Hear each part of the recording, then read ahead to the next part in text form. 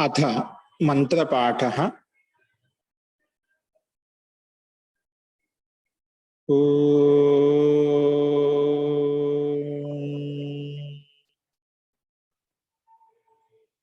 सहनाववतु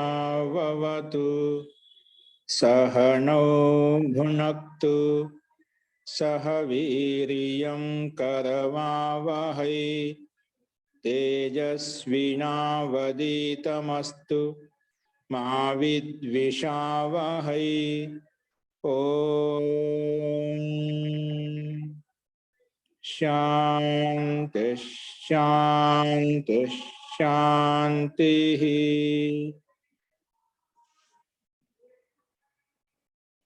सर्वेभ्यो नमः। अंदरिकी नमस्कारम अंडी।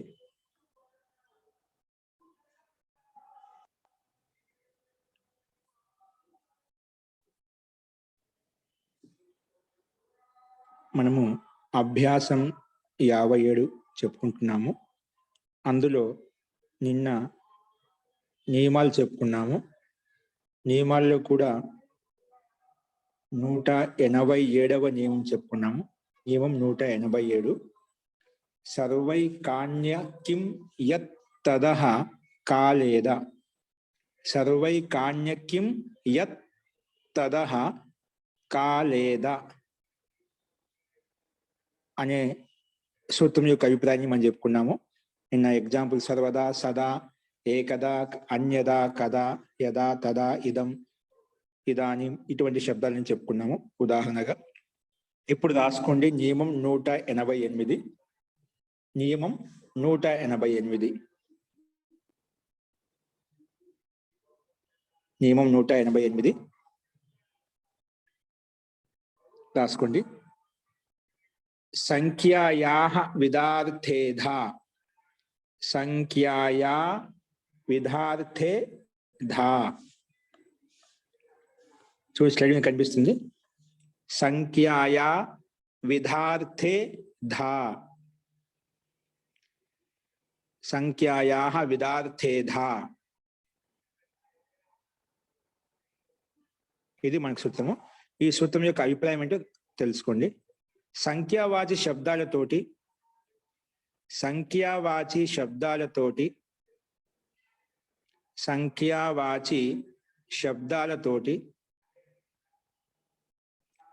ప్రకార అర్థంలో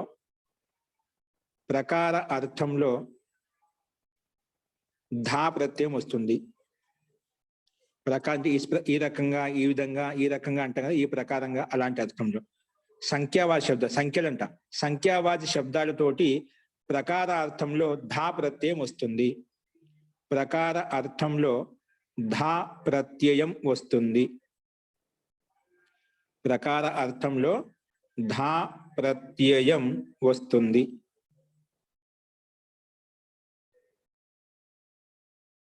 ఉదాహరణకి ఏక సంఖ్య కదా, ధా ప్రత్యయం తీసుకొచ్చాం. అందుకే ఏకధా, ఒక ప్రకారంగా అంటే ఒక విధంగా. ఏకధా అంటే ఒక ప్రకారంగా, ఒక విధంగా.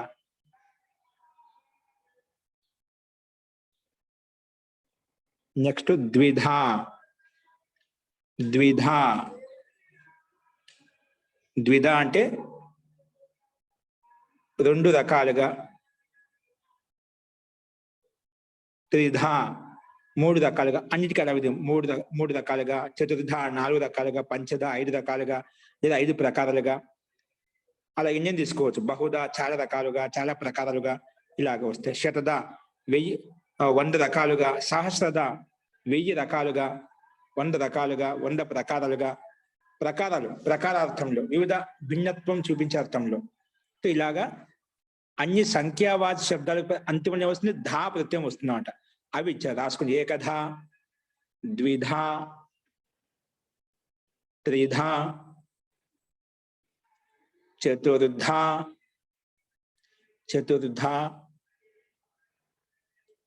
పంచధా,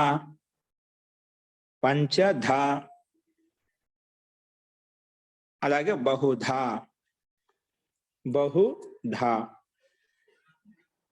ఓకే.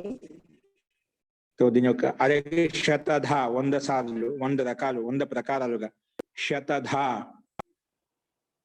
నెక్స్ట్ సహస్రధ, సహస్రధ.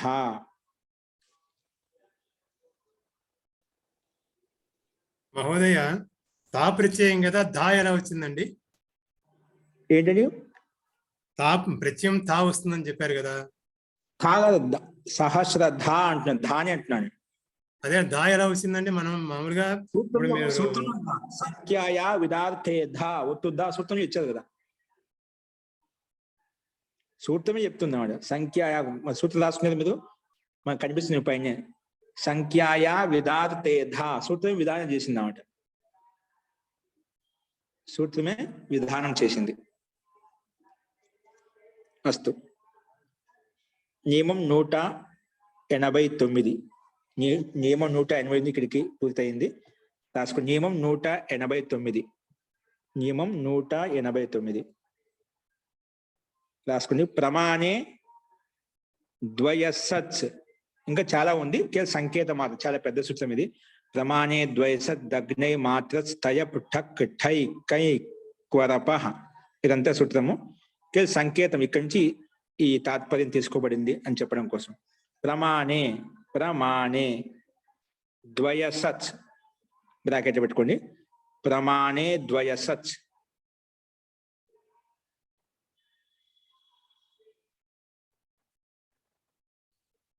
రాసుకుని ప్రమాణ అర్థంలో, ప్రమాణ అర్థంలో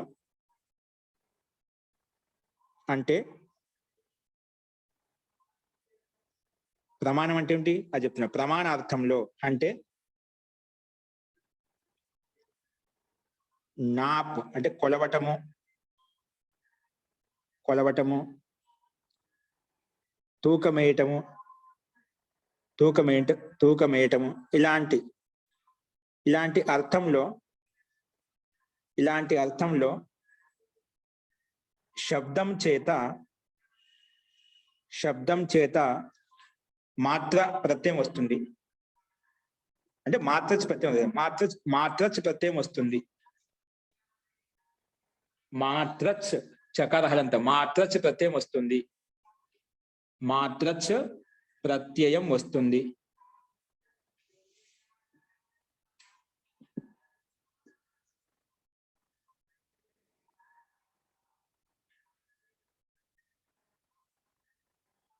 మాత్రచ్ ప్రత్యయం వస్తుంది. గురుగారు మాత్రచ్ అనేది హలంతం అండి. ఈ ప్రత్యయానికి అనుబంధ లోపం చేస్తే మాత్ర మిగులుతుంది. ఇంకా ఈ ప్రత్యయానికి అనుబంధ లోపం చేస్తే మిగులుతుంది కేవలం మాత్ర, చకారం వెళ్ళిపోతుంది. హలంత్యం తస్య లోప అదర్శనం లోప, మాత్ర మిగులుతుంది అన్నమాట. మాత్ర మిగులుతుంది.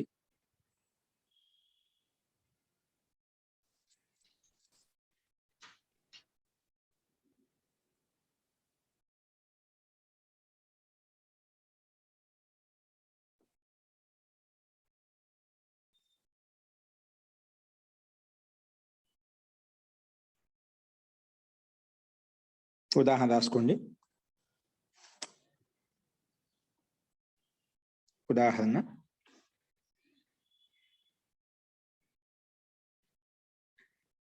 హస్తమాత్రం. హస్తమాత్రం ఇక్కడ హస్త శబ్దం మాత్రస్ ప్రతి తీసుకున్నాం. మాత్రస్గా మాత్రం వెళ్తుంది. హస్తమాత్రం కనిపిస్తుంది లాస్ట్ మాత్ర అనేది. హస్తమాత్రం అంటే చేతి నిండా అని అర్థం. హస్తమాత్రం చేతి నిండా. నెక్స్ట్ ముష్టి మాత్రం. ముష్టి మాత్రం, ముష్టి అనే శబ్దం మాత్రస్ ప్రతి తీసుకుంటే దానికి అమ్మ చేసుకుని మాత్రం శబ్దం తయారైంది. ముష్టి మాత్రం. పిడికిలి, ముష్టి అంటే పిడికిలి, మన చేతి పిడికిలి ఉంటుంది కదా, పిడికిలి నిండా. ముష్టి మాత్రం పిడికిలి నిండా.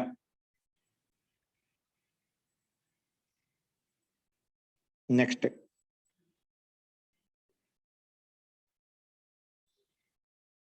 కటి మాత్రం నడుము వరకు. కటి మాత్రం నడుము వరకు.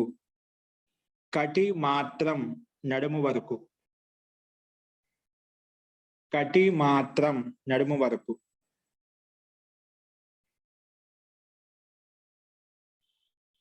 నెక్స్ట్ జాను మాత్రం, జాను మాత్రం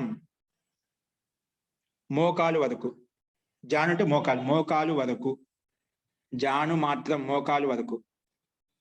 మహోదయ, ఇక్కడ ఆ, ముష్టి మాత్రం అంటే పిడికిలి నిండా అన్నారు, మరి కటి మాత్రం అంటే నడుము వరకు అనే మాట ఎందుకు వచ్చింది మహోదయ? అర్థాన్ని బట్టి తీసుకున్నాం. ఇప్పుడు కటి మాత్రం కటి వరకు అని అర్థం. నిండా ఇక్కడ ముష్టి మాత్రం అంటే ముష్టి నిండా అని, ముష్టి వరకు అని చెప్పాం కదా. మా లోకల్ వ్యవహారాలు అంటే ముష్టి మాత్రం అంటే చేతి నిండా అని చెప్తాం. సో ఒక మాపనం చెప్పాలి. ఎన్ని తీసుకోవాలి? ఒక మాపనం చెప్పేప్పుడు మనం ముష్టి నిండా అని చెప్పాం కదా. ముష్టి నిండా కూడా చెప్పొచ్చు. ముష్టి నిండా చెప్పాం అక్కడ, చేతి నిండా. ముష్టి నిండా అంటే పిడికిలి నిండా అని అర్థం. ఒక కొలత చెప్తున్నాం, ఒక తూకం వేసి చెప్తున్నాం. ఎన్ని తీసుకోవాలి? ఒక పిడికిలి నిండా తీసుకోండి.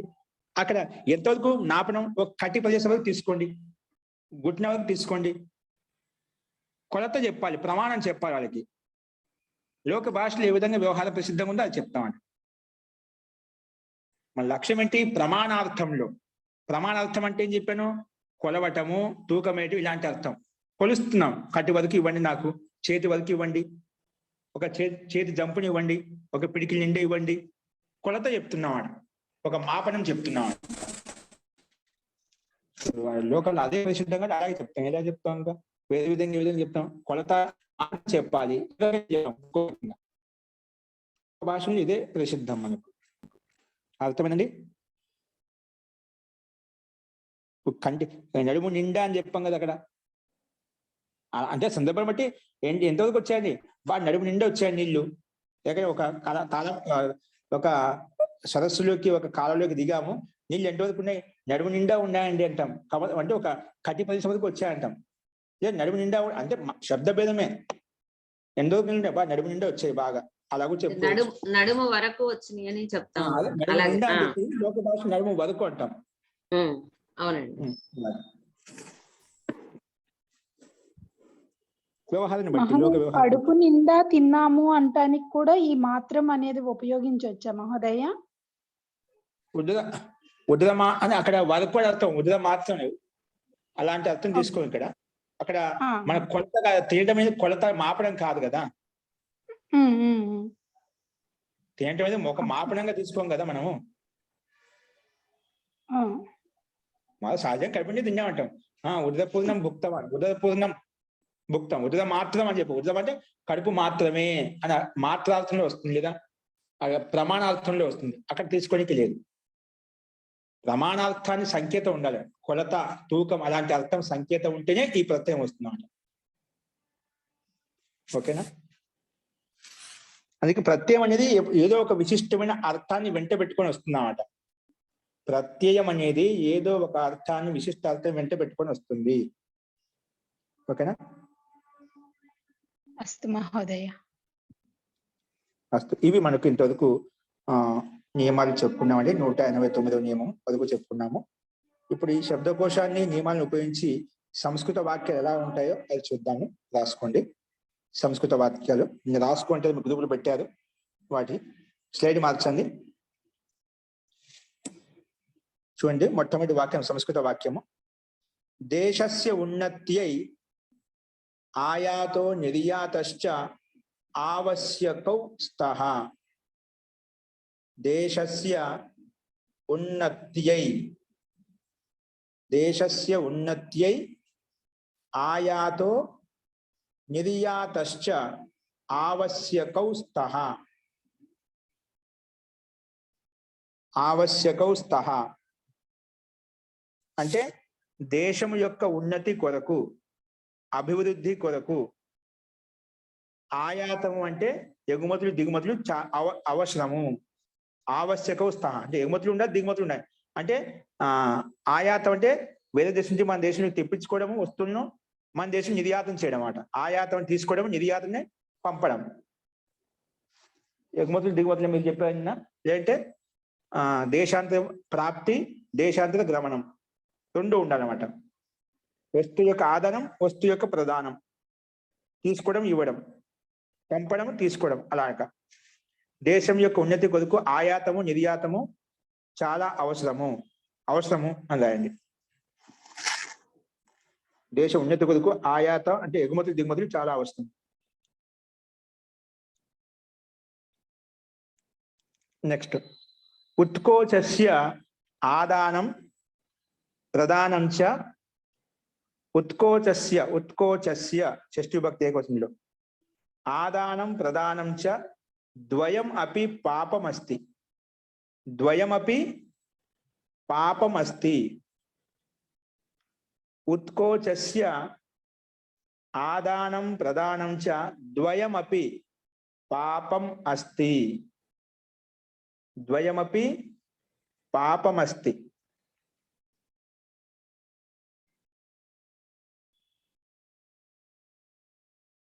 అంటే లంచం తీసుకోవడము, ఉత్కోచం లంచం ఆదానం తీసుకోవడం, ప్రదానం ఇంకా ప్రదానం ఇవ్వడం రెండు కూడా పాపము. ఉత్కోచం లంచము, ఆదానం తీసుకోవడము, ప్రదానం ఇంకా ఇవ్వడం అనేది ఇవ్వడం ద్వయమపి రెండు కూడా పాపము. రెండు కూడా పాపము. రెండు కూడా పాపము.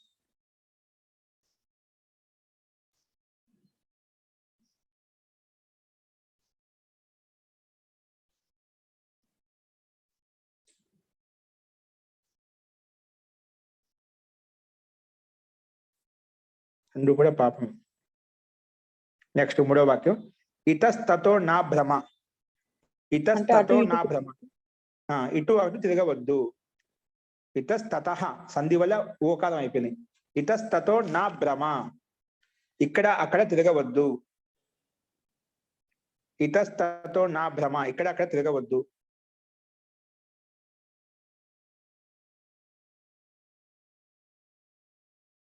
నెక్స్ట్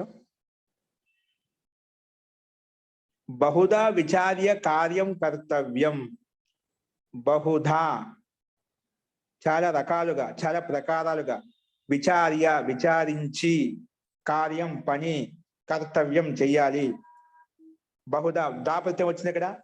అంటే దాపతి ఏ అర్థం వచ్చింది? ప్రకారార్థంలో.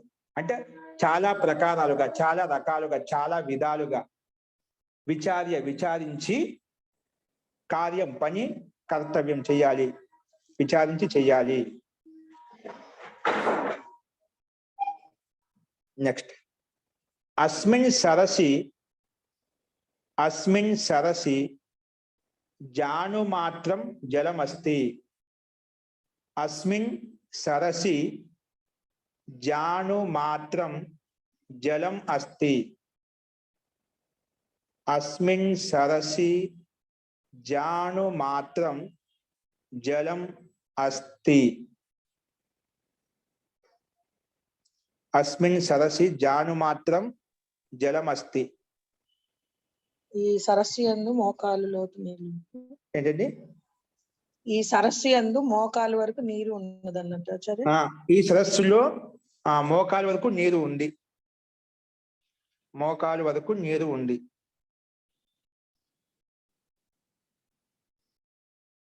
నెక్స్ట్ సహ ధర్మం జానాతు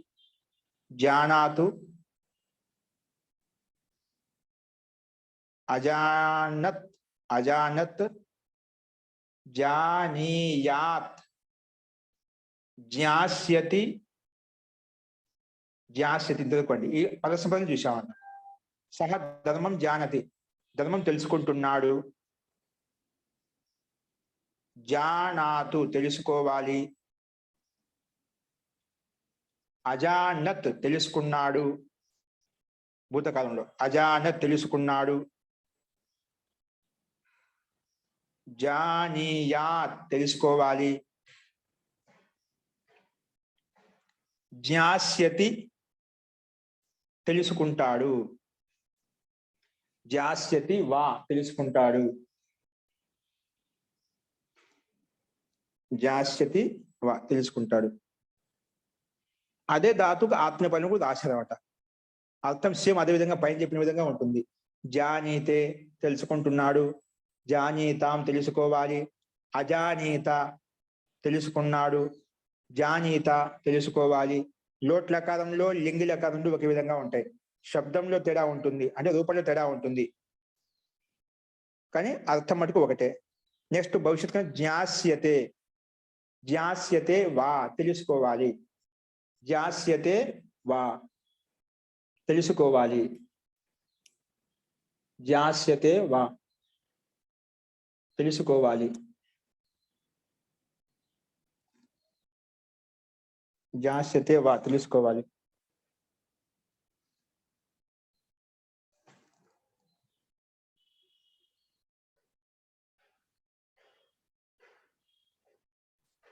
మహోదయ జానీయాత్ అంటే తెలుసుకోవాలా? లింగి లకారం విధిలింగ్. మహోదయ, జ్ఞాస్యతి అంటే జ్ఞాస్యతే జ్ఞాస్యతి అంటే భవిష్యత్ జ్ఞాస్యతి కాలం కదా మహోదయ, తెలుసుకుంటాడు కదా మహోదయ. జ్ఞాస్యత తెలుసుకుంటాడు. మహోదయ అదే పైన చెప్పిన పరస్పర జీవితం అర్థం అనేది ఇది కూడా అదే విధంగా ఉంటుంది. కాబట్టి ఇక్కడ ఆత్మీయ పదం పరస్పర పదం. అక్కడ అందరి కోసం తెలుసుకుంటానే పరస్పర పదంలో, ఇక్కడ తన కోసం తాను తెలుసుకుంటాడు ముందు. అస్తు. గురువారు ఒక్కసారి చెప్పరా మళ్ళా మొత్తం? జానీతే తెలుసుకుంటున్నాడు. జానీతాం తెలుసుకోవాలి, ఆదేశం, ఆజ్ఞ. అజానీత తెలుసుకున్నాడు, అయిపోయింది, భూతకాలంలో తెలుసుకున్నాడు. జానీత మళ్ళీ ఆదేశం, తెలుసుకోవాలి. ఈ విషయాన్ని నువ్వు తెలుసుకోవాలండి, తెలుసుకోలేదు అలాగా. జ్ఞాస్యతే తెలుసుకుంటాడు, భవిష్యత్ కాలం తెలుసుకోలేదు, తెలుసుకుంటాడు. జ్ఞాస్యతే తెలుసుకుంటాడు. అస్తు.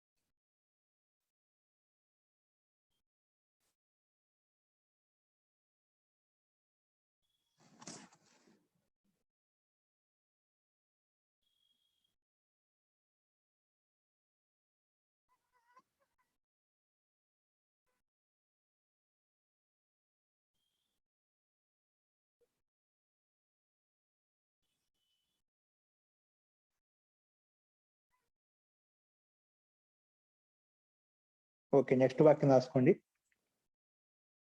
సహ ప్రతిజానీతే. సహ ప్రతిజానీతే.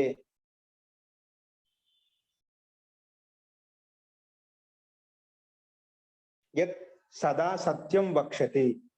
అతను తెలుసుకున్నాడు ఏంటంటే యత్ సదా సత్యం వక్షతి, ఎప్పుడు సహ ప్రతిజానీతే అంటే సహ ప్రతిజానీతే అతడు ప్రతిజ్ఞ చేశాడు ఏంటంటే సదా సత్యం వక్షతి, సత్యం చెప్తాను అని. అది రాసుకుని అది ప్రతిజ్ఞ చేశాడు. యత్ ఏంటంటే సదా ఎల్లప్పుడు, సత్యం సత్యమును, వక్షతి చెప్తాను అని, సత్యం చెప్తాను అని.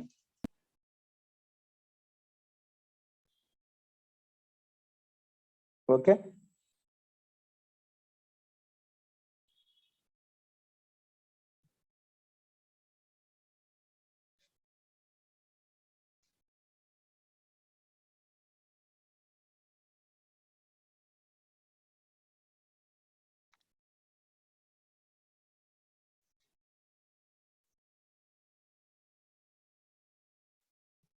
అస్తు. నెక్స్ట్ వాక్యం. రాజా చోరం అవజానాతి. రాజా దొంగవాడిని తిరస్కరిస్తున్నాడు. రాజా చోరం దొంగవాడిని, అవజానాతి తిరస్కరిస్తున్నాడు. రాజా దొంగవాడిని తిరస్కరిస్తున్నాడు. నెక్స్ట్ పితా పుత్రం అనుజానాతి. పితా పుత్రం అనుజానాతి. తండ్రి పుత్రుణ్ణి అనుజానాతి అంటే ఆజ్ఞ శిరసావిస్తున్నాడు, ఆజ్ఞ ఆచరిస్తున్నాడు. అనుజానాతి అంటే ఆచరిస్తున్నాడు. పితాపుత్రం అనుజానాతి అంటే ఆజ్ఞ ఇస్తున్నాడు. అనుజానాతి ఆజ్ఞ ఇవ్వడం. ఇక్కడ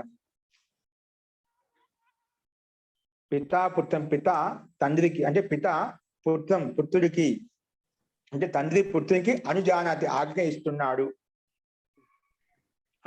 పుత్రుడికి ఆజ్ఞ ఇస్తున్నాడు అని రాసుకోమంటారండి. తండ్రి పుత్రునికి ఆజ్ఞ ఇస్తున్నాడు. ఆజ్ఞాపిస్తున్నాడు.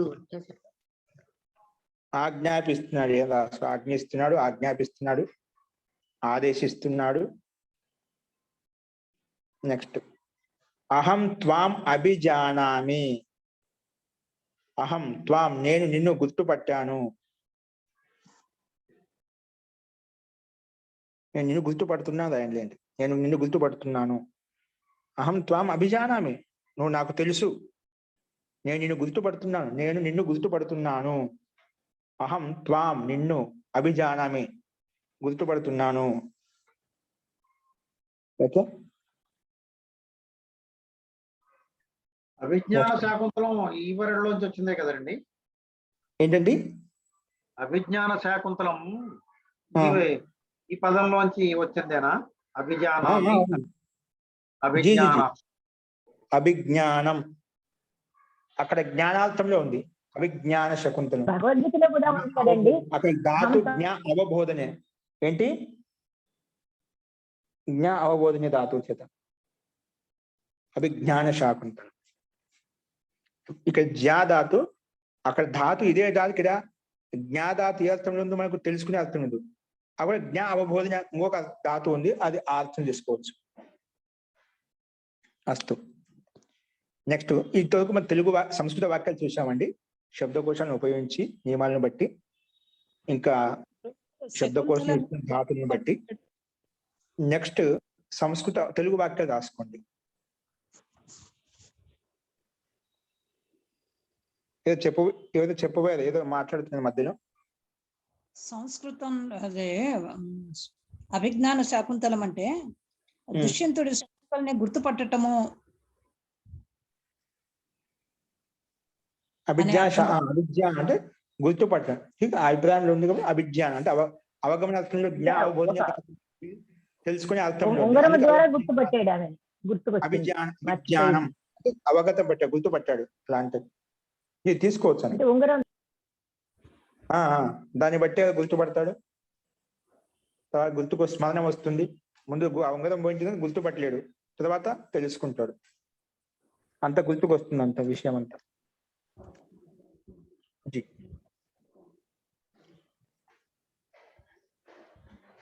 తెలుగు వాక్యం రాసుకుని ఆయాతము మరియు నిర్యాతము దేశం యొక్క వ్యాపార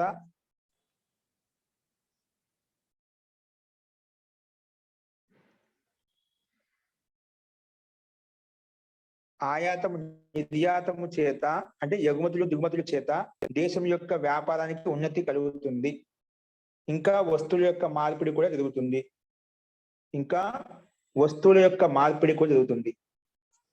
రాసుకోండి. ఆయాతః నిర్యాతః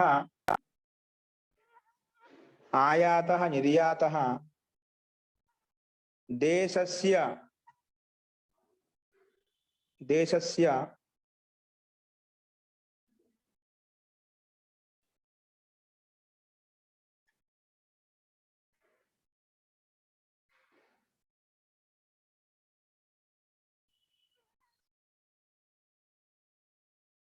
వ్యాపారం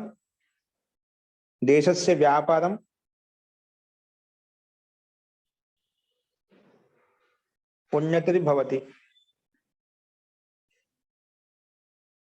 अपि च देशस्य व्यापारम् उन्नतिः भवति. ఉన్నతి భవతి అండి.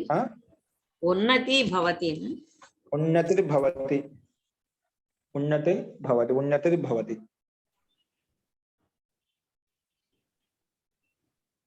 वृद्धिर्भवति वृद्धिर्भवति उन्नतिर्भवति देशस्य व्यापार उन्नतिर्भवति अपि च वस्तूनां विनिमयः अपि भवति वस्तूनां विनिमयः अपि भवति वस्तूनां विनिमयः अपि भवति वस्तूनां विनिमयः अपि भवति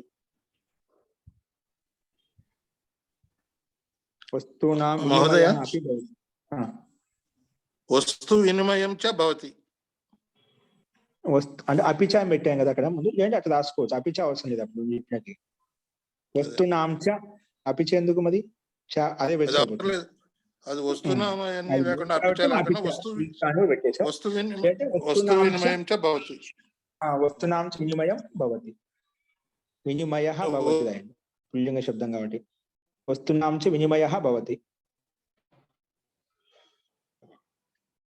నెక్స్ట్ వాక్యము ఈ పోస్ట్ మ్యాన్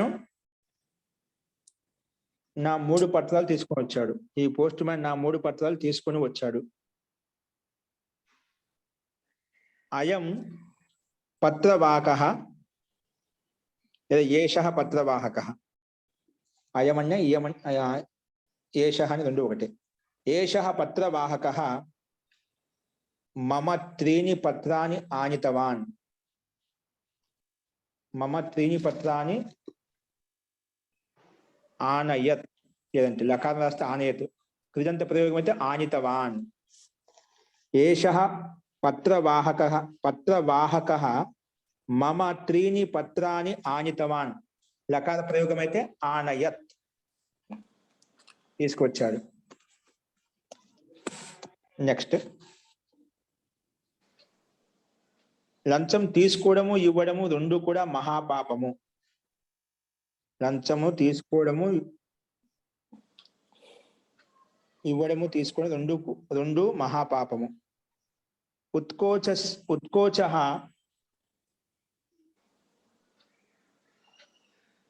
ఉత్కోచస్య రండి ఉత్కోచస్య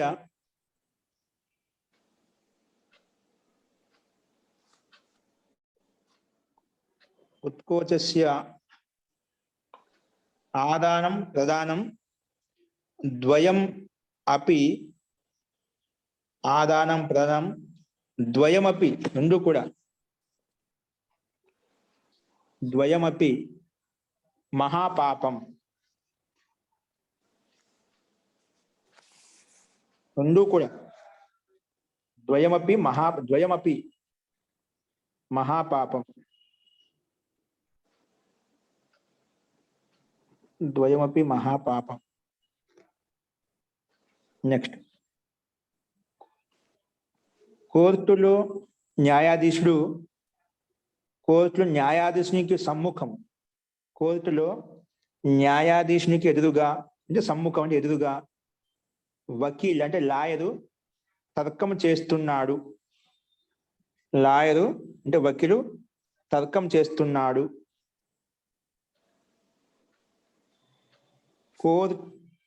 న్యాయాలయే కోర్టు అంటే న్యాయాలయం న్యాయాలయే న్యాయాధీశః న్యాయాలయే న్యాయాధీశః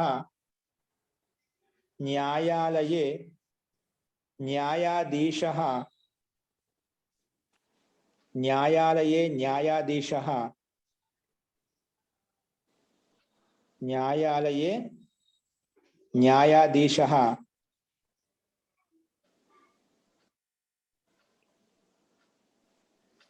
नहीं न्यायालय न्यायालये न्यायाधीशस्य समक्षं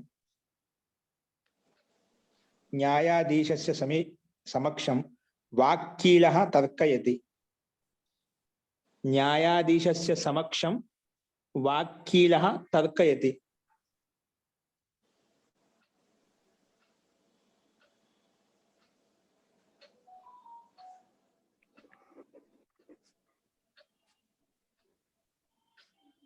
न्यायालये न्यायाधीशस्य समक्षं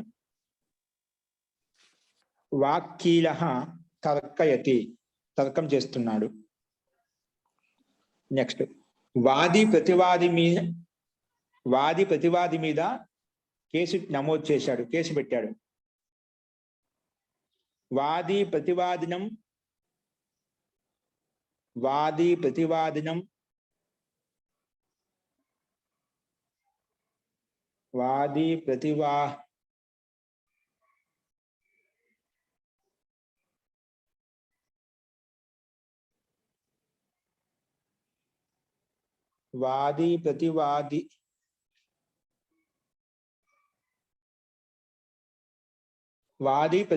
ప్రతి అనండి.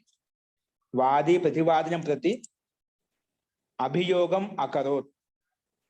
వాది ప్రతివాదినం ప్రతి అభియోగం అకరోత్. వాది ప్రతివాదినం ప్రతి అభియోగం అకరోత్.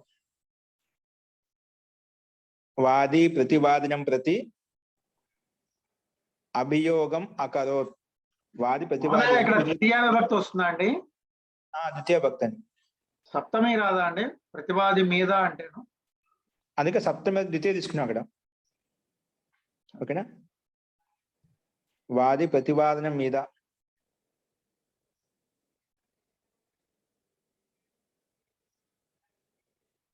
అప్పుడు వార్త వాది ప్రతివాదే ఉపరి అలా పెట్టుకోవాలి. వాది ప్రతివాదే ఉపరి అభియోగం అకరోత్ అలా రాసుకో. ఉపరి శబ్దం తీసుకుని షష్ఠి భక్తి తీసుకొచ్చి పెట్టచ్చు సప్తమి యొక్క అర్థం. వాది ప్రతివాదే ఉపరి, ప్రతివాది మీద. వాది ప్రతివాదే ఉపరి, ప్రతివాది యొక్క అంటే ఉపరి అధ యోగంలో షష్ఠి భక్తి వస్తున్నాడు. వాది ప్రతివాదే ఉపరి, ప్రతివాదుడి మీద, వారి పైన అభియోగం అకరోత్, అభియోగం పెట్టాడు, కేసు పెట్టాడు. అంటే ఇక్కడ ద్వితీయ, షష్ఠి, సప్తమి కూడా వాడుకోవచ్చు అనమాట. జీ అక్కడ మనకు కొన్ని విభక్తులు వచ్చాయన్నమాట. షష్ఠి భక్తి నియమాలు ఒకసారి గమనించండి.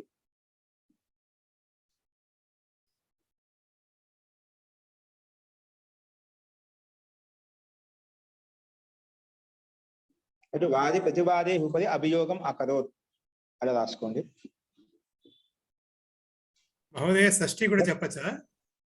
షష్ఠి రాసుకోండి. ద్వితీయ కూడా చెప్పొచ్చు, ద్వితీయ పంచమి కూడా వస్తుంది. పంచమి ఇక్కడ అవసరం లేదు. షష్ఠి ద్వితీయకు ఉపయోగించుకోవచ్చు, కానీ షష్ఠి రాయండి. ఇక్కడ ఉపది శబ్దం ఉంది కదా మనకు, అది రాద్దాం.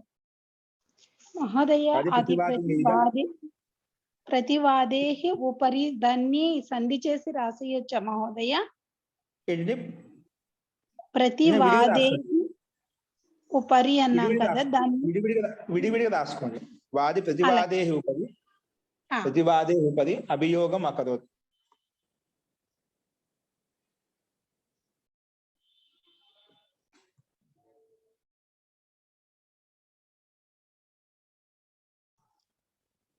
నెక్స్ట్ వాక్యం. ధనికుడు దగ్గర ధనము మరియు రుణము రెండు తీసుకుంటున్నాడు. ధనిక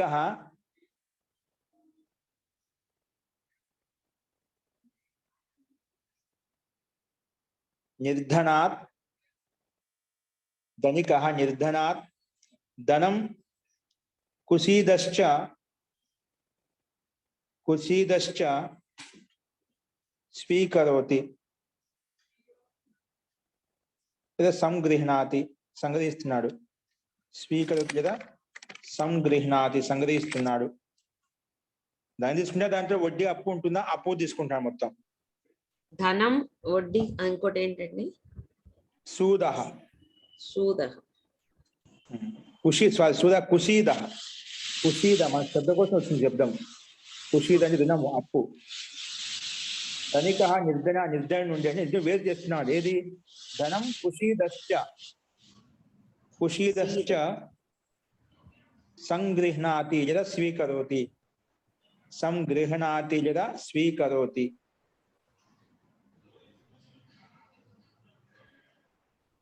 నెక్స్ట్.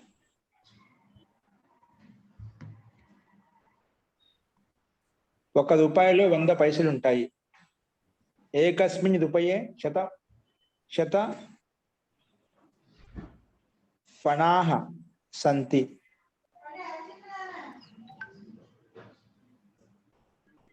శతం పణాని సంతి రాయండి. శతం పణాని సంతి. పణః కదా, శతం పణాని సంతి.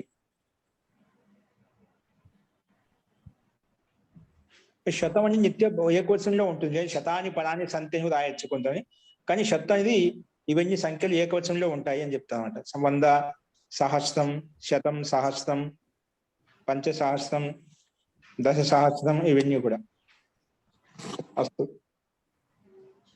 ఒక్కసారి చెప్పండి మహోదయం అండి. ఏకస్మిన్ రూపయే శతరూప్యకాని సంతి. శతపణాః, పణ శబ్దం వచ్చింది. శతపణాః సంతి. పణాః, శతపణాః సంతి. పణాని అండి, పణాహ అండి. పణః పుల్లింగంలో ఉందండి. నేను నపుంసకలింగంలో ఉన్న శబ్దకోశంలో పణః శబ్దం పుల్లింగంలో వచ్చింది మనకు. శతపణాః సంతి. పణాః సంతి. శతపణాః సంతి. నెక్స్ట్ వాక్యం. చాందీ, సోన, అశర్పి ఇంకా రత్నము బహుమూల్య వస్తువులు ఉన్నాయి. ఇంకా రత్నము బహుమూల్య వస్తువులు ఉన్నాయి.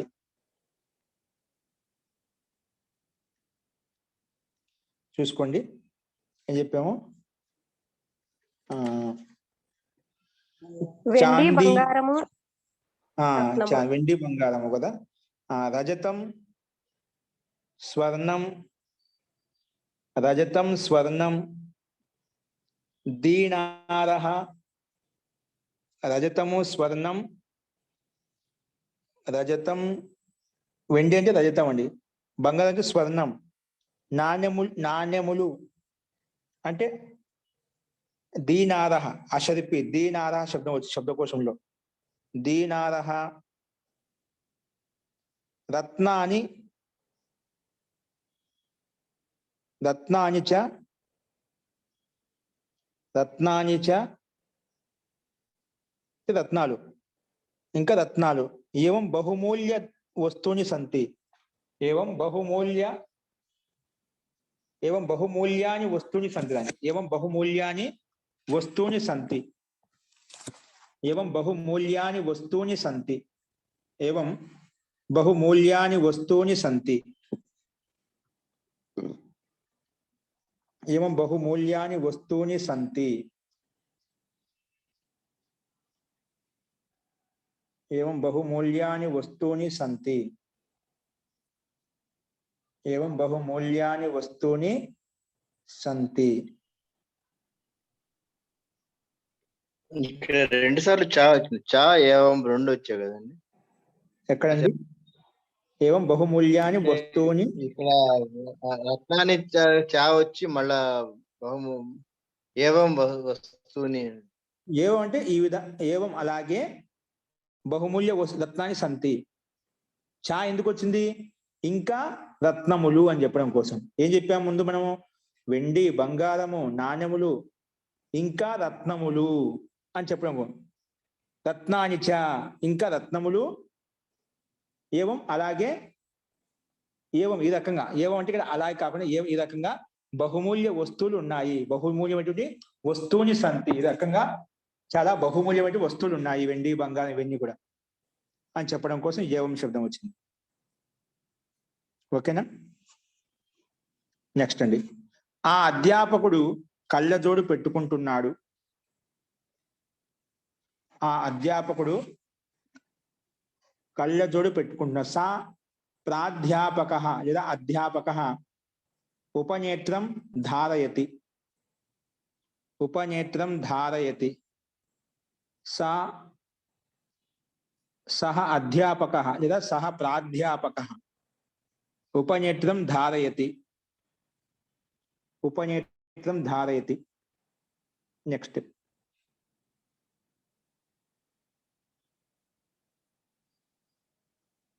ఆ మంచం ఇక్కడ పెట్టండి. ఆ మంచం ఇక్కడ పెట్టాలి. భూతకాలం, భవిష్యత్ కాలం, ఆజ్ఞార్థంలో. తత్ కాష్టపటలం, తత్ కాష్టపట్టం రాయండి అండి. తత్ కాష్టపట్టం, తత్ కాష్టపట్టం శబ్దం కోసమే కాష్టపట్టం ఇచ్చా, అందుకే చెప్తున్నాను. తత్ కాష్టపట్టం అత్ర ఆనయ. తత్ కాష్టపట్టం అత్ర ఆనయ. అత్ర ఆనయ. అత్ర అంటే కాష్టపట్టం అంటే మంచం, ఇక్కడ అంటే అత్ర పెట్టాలి. ఆనయతు రాయండి. పెట్టాలి అంటున్నా ఆనయతు. ఆనయ కాదు, ఆనయతు. ఆనయ అంటే త్వం ఆనయ వస్తున్నాం, త్వం పెట్టుకోవాల్సి వస్తుంది. ఇక్కడ అతడు రాసాం కాబట్టి ఆనయతు రాసుకోండి. త్వం కాష్టపట్టం అత్ర, సారీ, సహా అతడు మంచం ఇక్కడ తీసుకొని రావాలి. సరే, అతడు మంచం ఇక్కడ పెట్టాలి. సహ కాష్టపట్టం అత్ర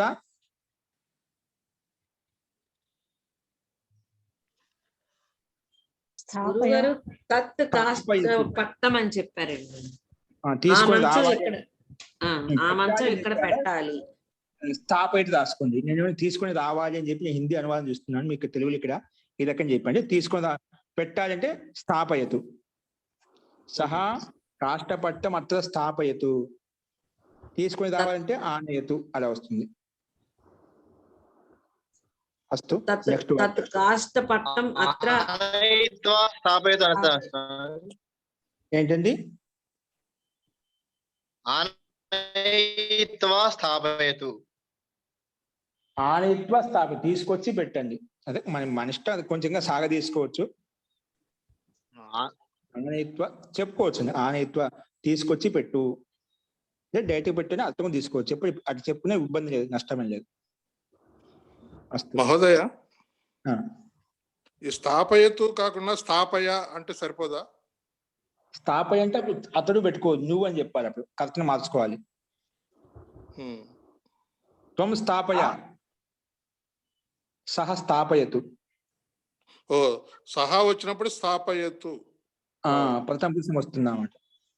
సరే, అలా. ఇక్కడ అక్కడ తిరగవద్దు, ఇక్కడ అక్కడ తిరగవద్దు. ఇతస్తతః నా భ్రమ పైన వచ్చింది మనకు. ఇతస్తతః నా భ్రమ, ఇతస్తతః నా భ్రమ.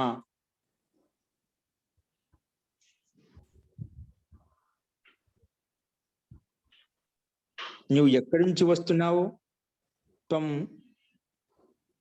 కుతః, త్వం త్వం కుతః ఆగచ్చసి, త్వం కుతః ఆగచ్చసి.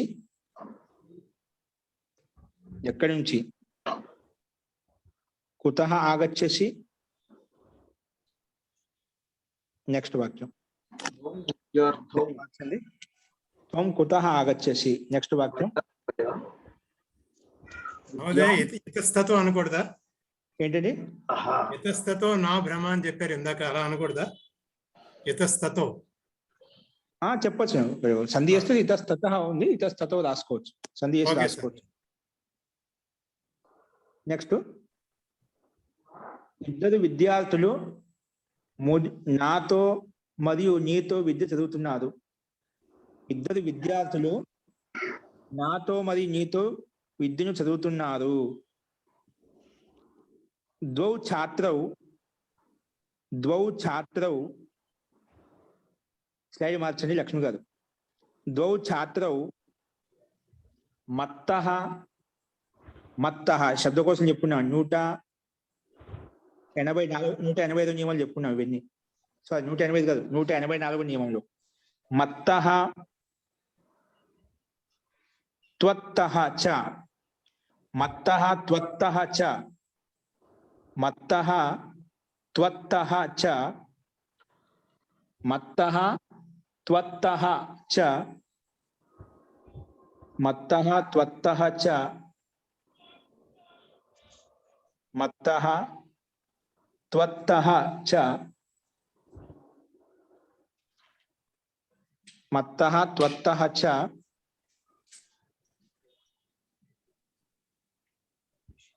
విద్యాం పఠతః, విద్యాం పఠతః, విద్యాం పఠతః, మత్తః త్వత్తః చ విద్యాం పఠతః, మత్తః త్వత్తః చ విద్యాం పఠతః. ఇక్కడ ఎవరండి? ఇద్దరు విద్యార్థులు. గారు మత్తహ అంటే నా నుండి కదండి, నా నుండి నీ నుండి కాదు కదా, ఇక్కడ నాతో నీతో విద్యతో. విద్యార్థులు నాతో నీతో చదువుతున్నారు, చదివేది ఎవరు? విద్యార్థులు. అందుకే కరెక్ట్ అక్కడ క్రియాపదం కరెక్ట్ విద్యార్థులు. మత్తహ అంటే నా నుంచి అని కదా. నా నుంచి విద్యార్థులు చదువుతున్నారు, నీ నుంచి చదువుతున్నారు అర్థం. నాతో నీతో విద్యను చదువుతున్నారు అని మనకి చెప్పారు వాక్యము. నాతో అన్నప్పుడు కలిసి చదవడం. మత్తహ నాతో నీతో, నాతో చదువుతున్నా నీతో చదువుతున్నారు. మత్తహ త్వత్తహ, మత్తహ త్వత్తహ చ, నాతో ఇంకా నీతో. విద్యాం పఠతః, ఎవరు? ఛాత్రౌ. సరే, అది పంచమీ అర్థంలో రావట్లేదండి. నా నుండి నీ నుండి పంచమే అండి ఇది. 184 ఏం చెప్పిన? పంచమ్య తహసీల్. అదే అందుకే చెప్పి 184 నియమం చూసుకుని అందులో శబ్దాలు ఉపయోగిస్తున్నాం. మత్త పంచమి అండి ఇక్కడ. మత్త అంటే పంచమి అర్థంలోనే తహసీల్ ప్రతి తెచ్చుకుని మత్తహ వచ్చింది. పంచమి అర్థంలో అధీతే ద్వివచనం అధీయాతేనా? అధీతే అధీయేతే, అధీయేతే, అధీతే అధీయేతే అధీయంతే అలా వస్తుంది. ఓకే అండి. నెక్స్ట్, ఈ విద్యాలయంలో రెండు వైపులా, ఈ విద్యాలయంలో రెండు వైపులా మరియు గ్రామానికి 4 వైపులా నీరు ఉంది. ఈ విద్యాలయానికి 2 వైపులా మరియు గ్రామానికి 4 వైపులా నీరు ఉంది. ఈ విద్యాలయంలో 2 వైపులా మరియు గ్రామానికి 4 వైపులా నీళ్లు ఉన్నాయి లేదా నీరుంది. ఏతస్మిన్ విద్యాలయం పరితః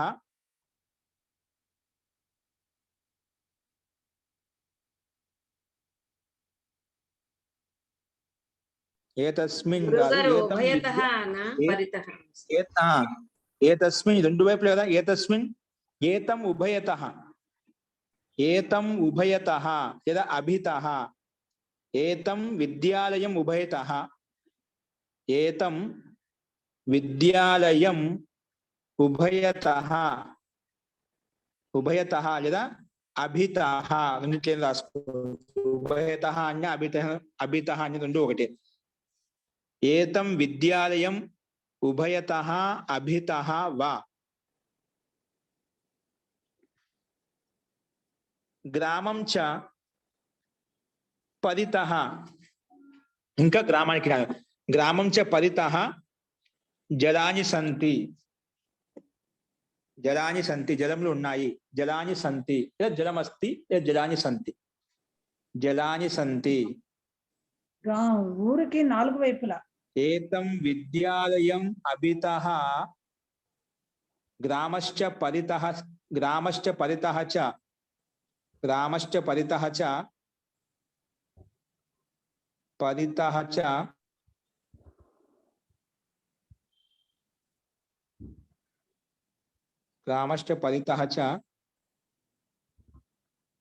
జలమస్తి, జలాని సంతి లేదా జలమస్తి.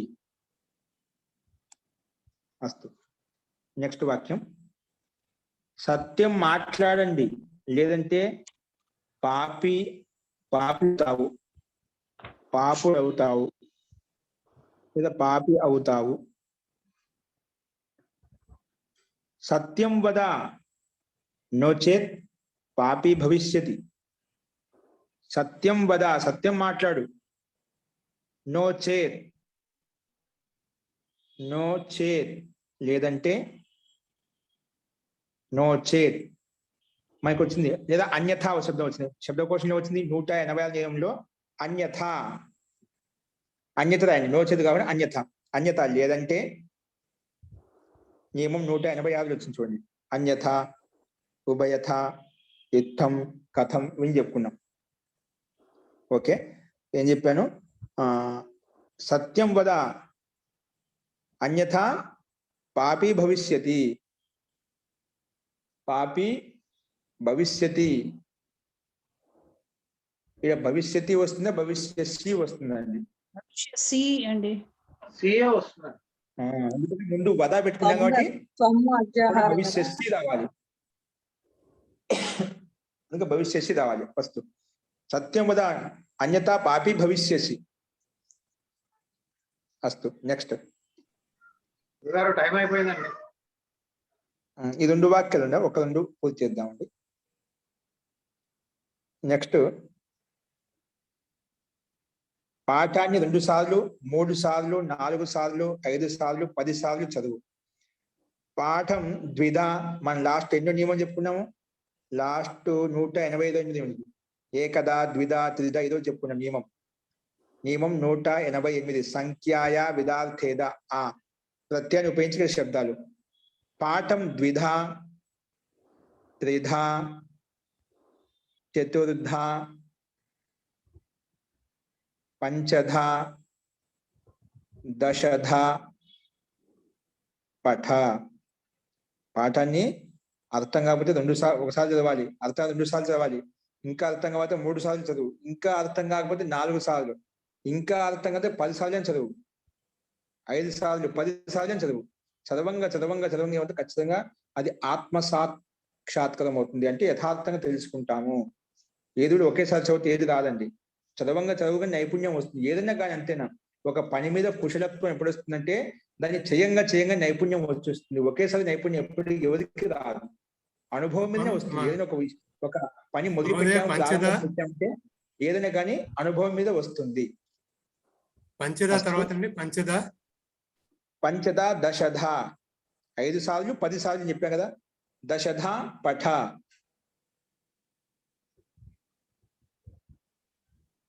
పఠ అంటే త్వం పఠ, త్వం అధ్యాయం చేసుకుంటాం ఉందని అర్థం. ఓకే. నెక్స్ట్ ఈ పాత్రలో ముట్టి నిండా నీళ్లు అన్నం ఉంది. ముష్టి నిండా అన్నం ఉంది. ఈ పాత్రలో పిడికిటి అన్నం. పిడికిలి నిండా. ఓకే, ముష్టి పిడికిలి. ముష్టి మాత్రం వస్తుంది కదా ఆచార్య. 189 ఇది ఆ నియమం ప్రకారం అండి. ఈ పాత్రలో ఏతస్మిన్ పాత్రే ముష్టి మాత్రం అన్నం వస్తుంది. ఈ పాత్రలో ముట్టి వల్ల అన్నం ఉందండి అంటే ధాన్యం ఉంది, తాత్వ తీసుకుంటాం అంట. ఈ పాత్రలు ఎన్ని ఉన్నాయి? ఒక పిడికి నిండా ధాన్యం ఉంది, అన్నం ఉంది. అలాగా ఏతస్మిన్ పాత్రే ముష్టి మాత్రం అన్నం వస్తుంది. ముష్టి మాత్రం అన్నం వస్తుంది అన్నట్టు ధాన్యం అని సందర్భం బట్టి ఇక్కడ మనకు అన్నం అని అట్లా చెప్పుకోం కాబట్టి ఎక్కువగా లోక ప్రయోగంలో ధాన్యం బాగుంటుంది. అన్నం చెప్పినా ఇబ్బంది లేదు, అది చెప్పుకోవచ్చు. కానీ దానికన్నా అన్నం ముందు ముట్టి వరకు అన్నం అని చెప్పుకో, ముట్టి వరకు ధాన్యం ఉందని చెప్పుకుంటాను లోక ప్రయోగం. అంటే సందర్భం బట్టి తీసుకోవచ్చు, అది తీసుకుని ఇబ్బంది లేదు. ఏతస్మిన్ పాత్రే ముష్టి మాత్రం అన్నం అస్తి. నెక్స్ట్ వాక్యం ఇక్కడ నడుము వరకు పిడికేడు అన్నం అనే వస్తుందండి. అది చెప్పండి. పిడికేడు అన్నం ఉంది, ఈ పాత్ర పిడికేడు అన్నం ఉందండి. ఇది కరెక్ట్, ఇట్లా చెప్పుకోవచ్చు. పిడికిలి అన్నం ఉంది అంటే ఏం చెప్తాము? ముష్టి నిండా, చేతి నిండా అన్నం ఉందని కూడా పిడికెడు అన్నం ఉందని లోక ప్రయోగంలో స్పష్టం. పిడికెడు అన్నం ఉందని ఈ పాత్రలు ఏం తినమంటావు? అలాగే పిడికిలి అన్నం అంటే గట్టి ఎక్కువ లేదు, తక్కువ అని చెప్పండి. అస్తు. ఈ పాత్ర పిడికిలి అన్నం ఉంది. మహోదయ, నెక్స్ట్ ముష్టివాడు అనే ఒక మాట ఉంది కదండి, అది ఇందులోంచి వచ్చిందేనా? ముష్టి మాత్రం జీ శబ్దాలకు ముష్టివాడు పిడికడ అన్నం పెట్టండి, పిడికడ అన్నం పెట్టండి అనే ఆ భావంలో వాడతారు. ఆ భావంలో వాడతారు. అన్నం వాడుకోవచ్చు. అన్నం పెట్టి పంపించండి, అన్నం పెట్టి పంపించండి. అందుకనే చేతి అన్నం పెడతారు కాబట్టి ముష్టివాడు అని అలాగా ప్రాచుర్యంలోకి వచ్చి ఉంటుంది. తాత్పర్యం ఏంటి? మనం ఒక మాపడం చెప్తున్నాం ఆడ. ఎంత అన్నం పెట్టాలి? ఒక పిడికి అన్నం పెట్టిన అన్నానికి మన లోకల్ దాంట్లో ఒక పిడికి అన్నం పెట్టి పంపించిన అన్న అలా ముష్టివాడు అక్కడ మాత్రం పిల్లలకి అన్నం పెట్టమంటే తీసుకొని మొత్తం పెడతాం అని చెప్పి ఒక చేతికి అన్నం పెట్టినా అని చెప్పి పిల్లలకి చెప్తుంటాం మనం. అలాగే ముష్టి వాళ్ళు భిక్షగాళ్ళు తక్కువ అతను సేకరిస్తున్నాడు కాబట్టి అలాగే దానిని అతను సేకరిస్తున్నాడు కాబట్టి ముష్టివాన్ అయ్యాడు ఆయన. తీసుకుంటున్నాడు. అవును, గ్రహిస్తున్నాడు. జీ లాస్ట్ వాక్యం రాసుకోండి. ఇది ఒక చేతి వస్త్రము. చేతి వస్త్రం ఇవ్వండి. మన షాపులకి వెళ్ళి ఒక చేతి వస్త్రం ఇవ్వండి. ఒక చేతి వస్త్రం అంటే చేతి వస్త్రం ఖర్చు కాదు ఇక్కడ. అది అర్థాన్ని బట్టి చేతి వస్త్రం అంటే చేతిలో పెట్టిన వస్త్రాన్ని చేతి వస్త్రం అంటాం. ఇక చేతి వస్త్రం ఇక్కడ నడుము వరకు నీళ్లు ఉన్నాయి అనే వాక్యం ఉంది మహోదయ. ఒకటి ఉందా ఇంకా రాసుకునే అట్లా కటి మాత్రం జలమస్తి 189వ నియమం ప్రకారం ఈరోజు చెప్పింది. కటి మాత్రం జలమస్తి, కటి మాత్రం నడుము వరకు నీళ్లు ఉన్నాయి. నెక్స్ట్ ఇది ఒక చేతి వస్త్రము అంటే ఒక చేతి అంటే ఒక బాలుడు వస్త్రం ఇవ్వండి అంట కదా, అలాగా.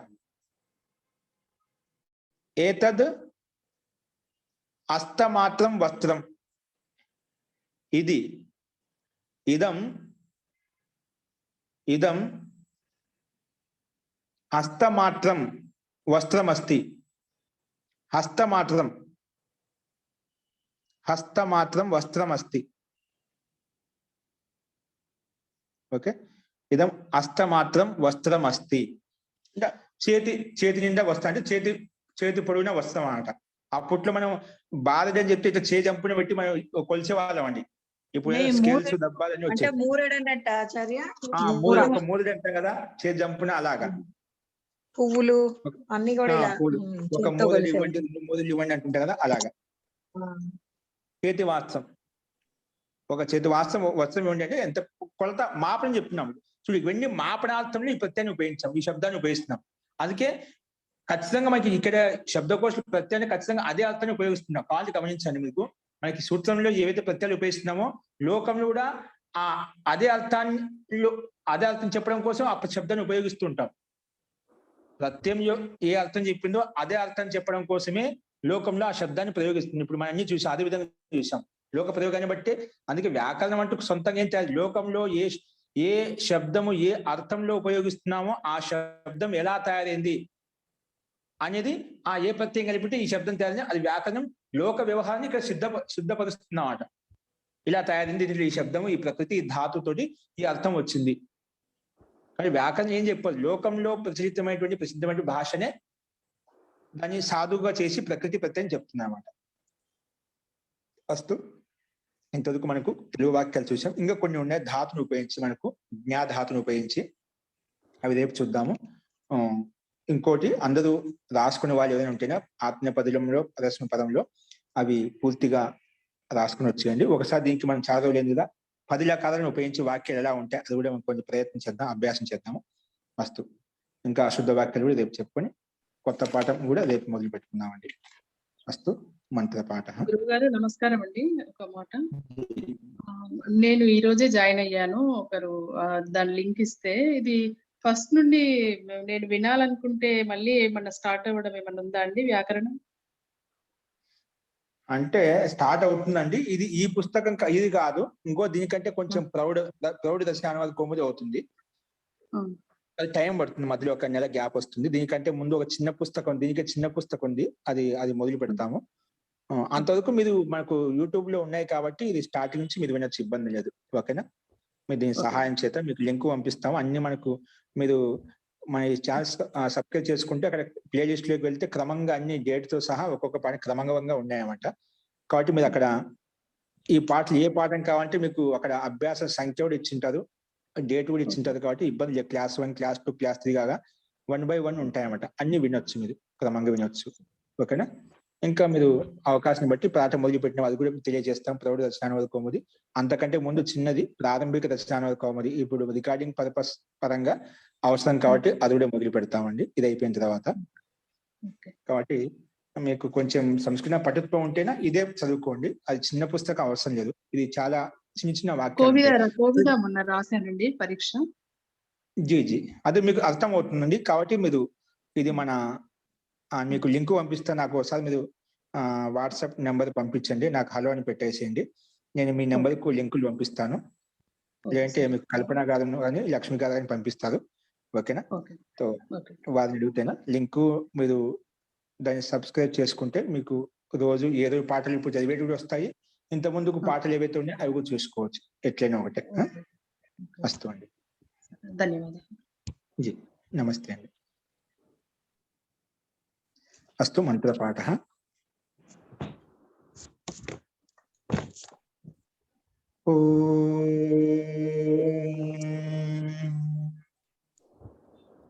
सर्वे भवन्तु सुखिनः, सर्वे सन्तु निरामयाः, सर्वे भद्राणि पश्यन्तु, मा कश्चित् दुःखभाग् भवेत्.